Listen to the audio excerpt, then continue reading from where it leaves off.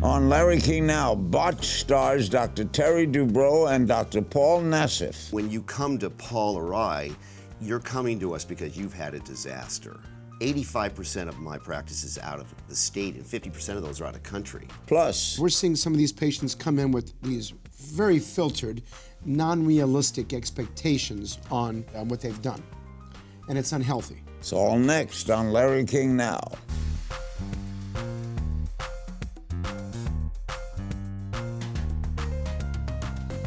Welcome to Larry King Now. Today's guests are two of the top plastic surgeons in Los Angeles, Dr. Terry Dubrow and Dr. Paul Nassif. The duo star in a show on E! Called Botched. They take on some of the toughest reconstructive surgeries for patients who have had a botched procedure. The 6th season of Botch is currently airing on E! They said it wouldn't last. All right, Botched, tell me how it works. So a patient who's had plastic surgery and has had a disaster complication, most of the time some other plastic surgeons have tried to fix it, it's gotten even worse, they're hopeless, they come to us, present their story, and we try to help them. And it's a real challenge. We don't accept all patients because some of the patients have very unrealistic expectations, but for the most parts, we put ourselves and the patients at great risk to try to help them. And on the spot. On the spot. You know, but part two of that is that we have patients that come in that want us to do something absolutely crazy. And what we do is we sit and discuss with them why we won't do that. So we educate everyone watching the show of why this is not a good idea and what are the risks with having that procedure. Why is it called plastic surgery? It goes back to a time in the 1600s when plastic surgery was really all about pure reconstructive surgery. It was about fixing missing parts, essentially. Back then, punishments would be, for example, cutting off someone's nose, or there are war injuries, and it's based on the word, a Greek word called plastikos, which is to change form. So the original operations really were very interesting, very significant. Some of them we actually still do, but one of the original operations was to make someone a nose, you would make a tube from their arm skin, and they'd walk around like this for a number of weeks, get blood supply, and then you would detach it. What's the most common botch? Since the number one procedure that plastic surgeons perform is breast augmentation, it's going to be revision of breast work, especially because you're putting a foreign body, a breast implant into the body. Now, I'm a facial plastic surgeon, so what I do is I do the number one thing for me. About 25% of someone who has a rhinoplasty, a nose job, need to come back and have some type of a touch-up, whether it's minimal or a very severe touch-up. So I do a lot of these revision rhinoplasties. What do you specialize in? So I do head-to-toe plastic surgery, but he's so good at the facial procedures on Botched, I do most of the body stuff. So I'm the one who does the breast augmentation revisions. Does Botch contain shows where you couldn't fix them? Oh, yes. I mean, it was interesting. We were talking about this last week when we were in New York. When we first started the show, we had 500 people cast for it. And when we look at some of the patients before to say, can you fix this? It was usually no, no, no, no, yes. But throughout the years, we've been so lucky that our talents have been increasing because of complexity. Now it's usually, after 10,000 people that will cast for the show, it's usually yes, yes, yes, yes, yes, no. But when we do these cases, especially this year, they're getting harder where some of the cases have to actually fall apart, which he's had a lot of them this season, and then he has to reconstruct them again. The people you take for the show, I presume, because they're coming on, they get it for free? They do get it for free. That's sort of their appearance fee, is to have free plastic surgery. But they do it at great sacrifice. They come in here for many months, and particularly this season, season 6, as Paul was saying, these cases are so hard that we sometimes have to do 3, 4, or 5 operations on them to get them back to normal. Okay, there's so much devoted to this show. What about your private practice? One thing we both do is we're both workaholics. This guy actually sometimes will work 7 days a week. I try to stick it at 5. And the other time that we're not filming, we're either seeing patients or operating all the time. That's what we do. But our practices are Botch practices. I mean, Botch is on in 160 countries throughout the world. Wow. So when you come to Paul or I, you're coming to us because you've had a disaster. 85% of my practice is out of the state, and 50% of those are out of country. Whose idea was to do the show? We were sitting down because the same producers did The Housewives. Beverly Hills, I was on that originally. And that's when I first met you years ago. And then he was on the Orange County. So we were sitting down after I was not on the Housewives show anymore, you know, my ex-wife and I. And I sat down, I said, you know, we got to do a surgery, and one of the producers of trying to fix people that have had destroyed surgery, but do it on TV. Well, that's what we specialized in anyway. And, I get it. and so I called him, and he goes, what are you, nuts? We're going to fix these cases on TV, and what about the complications? I said, so what? And he goes, well, let's give it a shot. It's a really bad idea, isn't it? Do you show the surgery? Oh, we show it. Well, pieces of it. We show it. They blur out some of the more graphic parts. We don't show areolas. We don't show sensitive parts of the body. But it's pretty graphic. But when you see it in other parts of the world, they show a lot more. Yeah. Co-hosts of Botched in America, right? Here, it's all over the country. We're the same doctors. They just dub different voices to us. Yeah. Did you do a lot of reconstructions before this show? Oh, yes. I mean, we both are reconstruction specialists. Is now like what Terry was saying, let's say we used to do 50% of revision work, which means fixing something. Now we do about 80 to 85%. Now the rest of it, of course, is someone comes in, first time wants a facelift or a tummy tuck or a breast augmentation or their eyes done. We, of course, do that because we're experts in the field.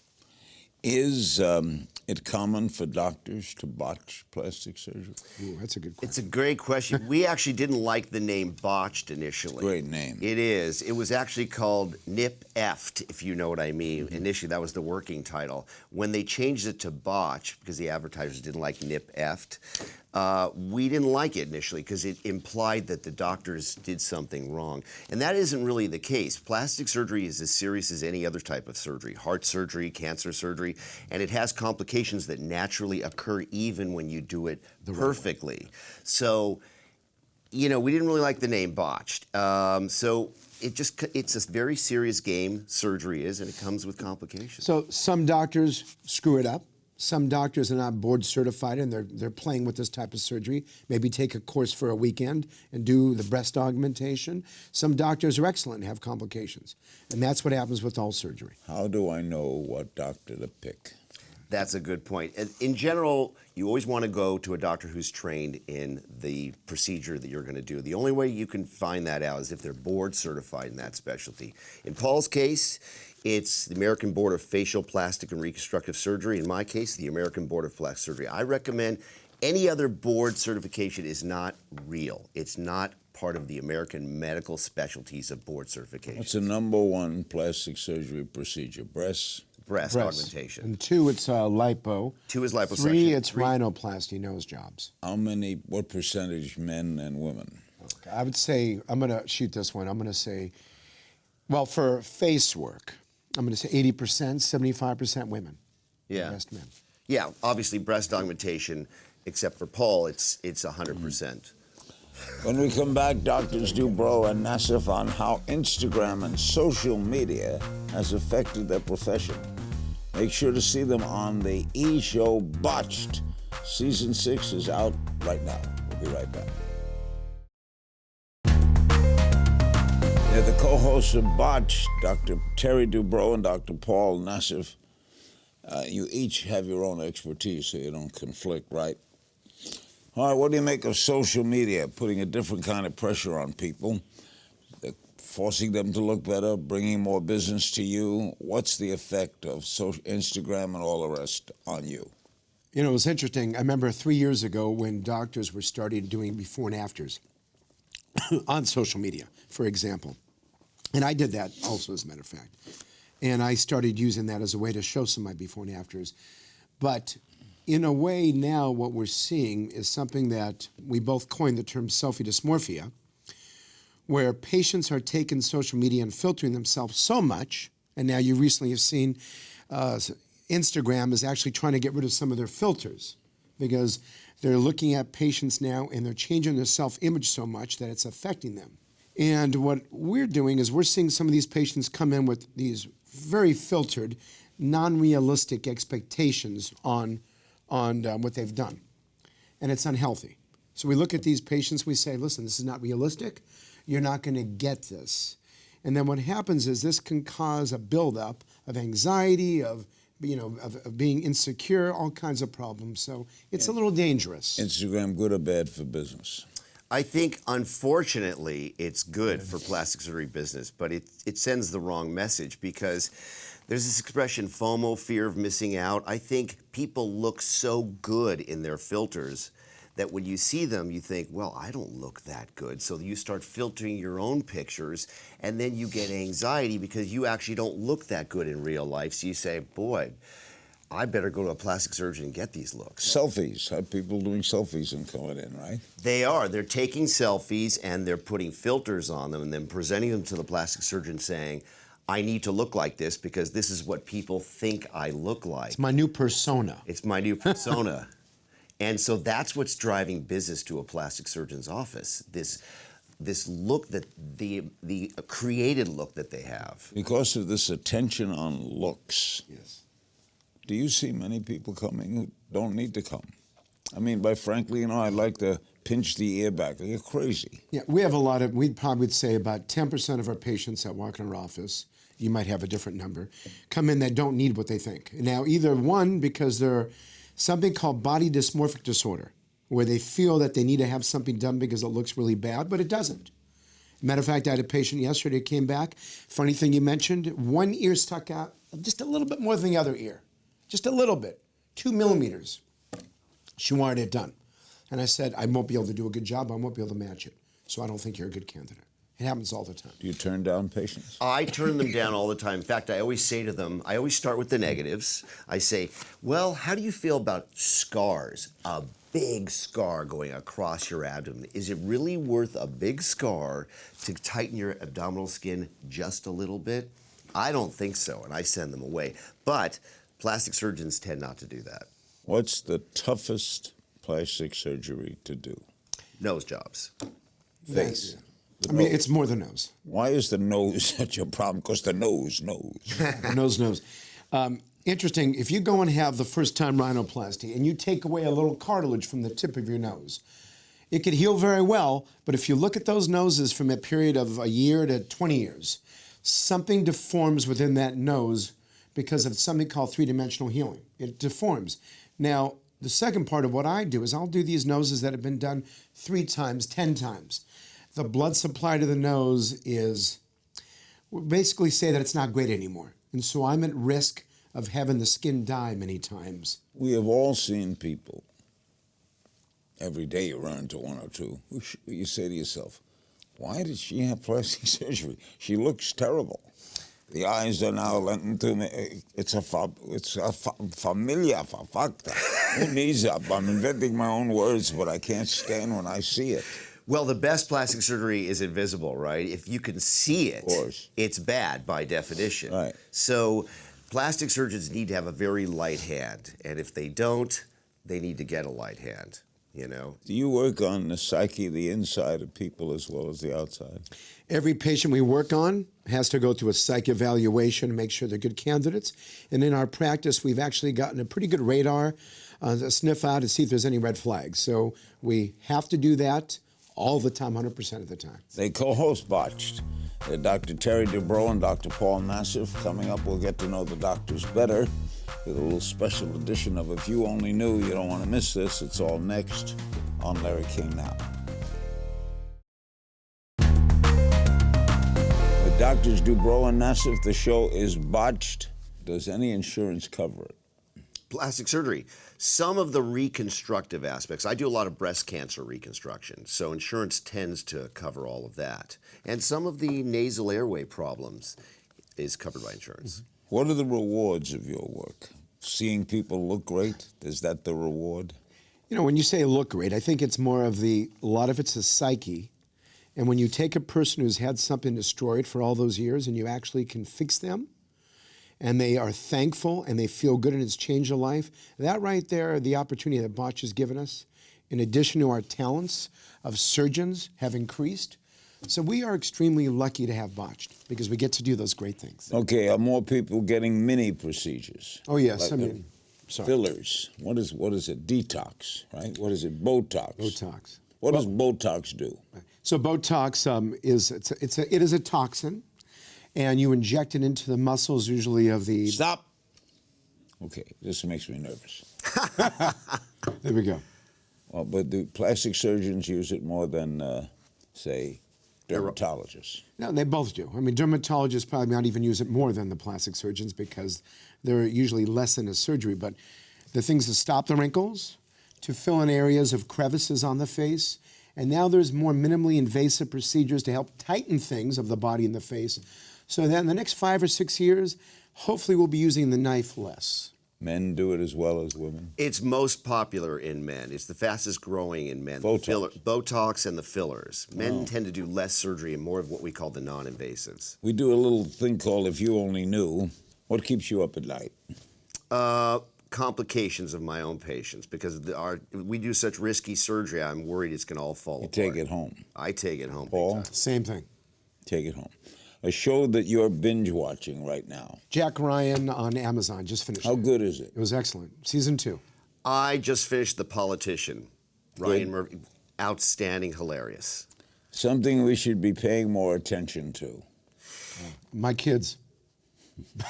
Our children. I would say what you eat. I see obesity related to cardiovascular disease is really the number one problem. When you take health-wise. that thing out of the stomach, what do you do? What are you taking out? Well, there's two ways. Liposuction, you're just Yeah, sucking well, out fat. Lipo, you're just sucking pure fat. And when you tighten the muscles, that's a tummy tuck. But that's a bigger operation. Worst botched surgery. Worst one that I've seen is on the nose, 15 surgeries in. I did the 16th, and part of the nose fell apart after I was done. The blood supply disappeared. Most satisfying reconstruction. We had a patient, season 2, who had concrete injected into her face at one of these illegal pumping parties. What? Yes. Liquid concrete. Liquid concrete from a plumbing supply store. That's what people do. And everyone turned her down, and she walked around with these huge masses on her face, and we found a way to fix her. Why are we so obsessed with how we look? God, that's something. It's more. I'm going to say because of social media. It's getting better and better the more you keep looking at yourself. It's an age-old question. I think looks are associated with aging. Aging is associated with loss of vitality, and it's something that will never go away. I think aging now is considered actually a disease. So people want to treat the disease of aging by making yourself look better. Is there an age when women start to really turn to plastic surgery? I'm going to say Younger for the and last, younger. I mean, it is younger and younger, but I'm going to still say in the late 30s. Yeah. Most expensive procedure. A most expensive procedure in my Facelift. hand would be a complete, one procedure is the facelift. Facelift. Absolutely. Most requested procedure. Breast augmentation by far. Safest procedure. No procedure. There's only one procedure that's totally safe, and this is from the Botch doctors, is no surgery. But if you had to pick something, I'm going to say a little bit of Botox because it goes away. I'm going to say that if you had Fair to do enough. something. What is the biggest thing you've ever splurged on? For me, a Ferrari. Yeah, I built a 22,000 square foot house with my wife. 22,000 square feet? Yes. Where is it, in the Amazon? It's in Newport Beach. What's a luxury you can't live without? For me, I'm going to say traveling. Since I work pretty much 7 days a week, my work is my hobby, I have a particular type of dissecting device that just glides through tissue like butter, like a knife through butter. That's a luxury device? That's my luxury device. Okay. Wow. You're a sick man. Someone or something that inspires you. I'm going to say for me, it's going to be my mom, who I don't have anymore. She inspires me daily when I think about her. I hate to say it sounds corny, but my patients inspire me because they have been possible surgeries, they've been ruined, and they put their trust in me to take them to the brink, potentially, of disaster, and many times over the cliff, and hopefully I can fix Do them. most patients come by referral? Most patients now have seen us from Botched, and they come internationally from everywhere to come see us to get Because you guys are known everywhere. Yeah, I mean, if you have a disaster, you're going to go to the Botch doctors. What's a superpower you wish you had? Oh, God, we did that one before. For me, I wish I can fly. I wish, again, it sounds corny, I wish I could take a non-healing wound and get biological control of it and make it heal. That's the superpower that we're trying to obtain. I wish I could be invisible. That'd be a good one. In our final segments, Dr. Dubrow and Dr. Nassif will answer some of your social media questions. See them in their show Botched on E! You're watching Larry King Now. Botched in 6th year, Doctors Paul Nassif and Terry Dubrow. Some social media questions, gentlemen. Bryson Knox on Facebook. What has been the most fulfilling thing about Botched that you both have experienced? For me, it gave us so much experience doing operations that plastic surgeons only do maybe once or twice in their careers that has allowed us to be really good at fixing incredibly difficult problems, actually very easily most of the time now. We had a patient on Botched who we had diagnosed, incidentally, some aneurysms in her brain. And if that weren't diagnosed, she probably would have died within the first couple of months. We diagnosed them, we ended up saving her life, and then she ended up getting her botched surgery.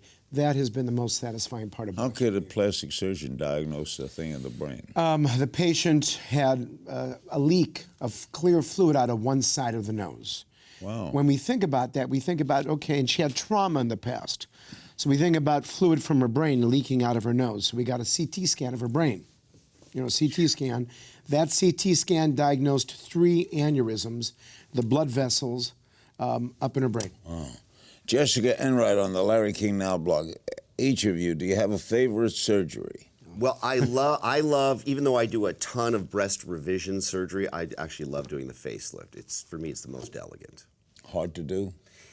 It's hard to do it well, but once you've got it wired, it's really elegant, it's really fun. It's sort of like the chess of surgery. You have a favorite surgery? Favorite, of course, is doing a revision rhinoplasty nose job.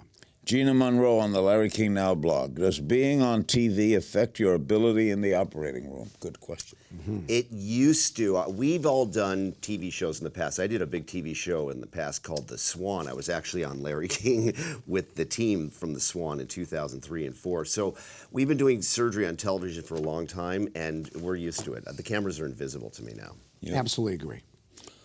Fran Wright on the Larry King Now blog. Dr. Dubrow, how do you make your marriage work with Heather when you're both in the public eye? Is it more challenging? What does Heather do? She has got a huge podcast. She was on The Real Housewives of Orange County. She had her own TV show on CBS. She's a great actress. We sort of mixed our social lives, our family lives, and our work lives together in a really pleasant, fun, enduring way. That's how we do it. Most doctors would not operate on their family. Would you operate on your family? I have, and I would. Yeah, it depends on the operation. If it was something that required some serious skill, we would, because, to be honest, who's better than us at this point of our careers? Plastic surgeons are your regular doctors, right? In other words, you could treat someone who fainted on an airplane. Yes, matter of fact, I think each of us have. I was going international, and someone actually, their high blood pressure just shot up so high they actually fainted, and we had to, do a lot of things on the airplane. I was board certified in general surgery. I did 7 years of general surgery. I was chief resident in general surgery, and then I became board certified in plastic surgery. So we're among the most highly trained doctors there are. Jessica Bevins on the Larry King Now blog. You mentioned previously the Brazilian butt lift is one of the most dangerous procedures. Do patients seek it more often today?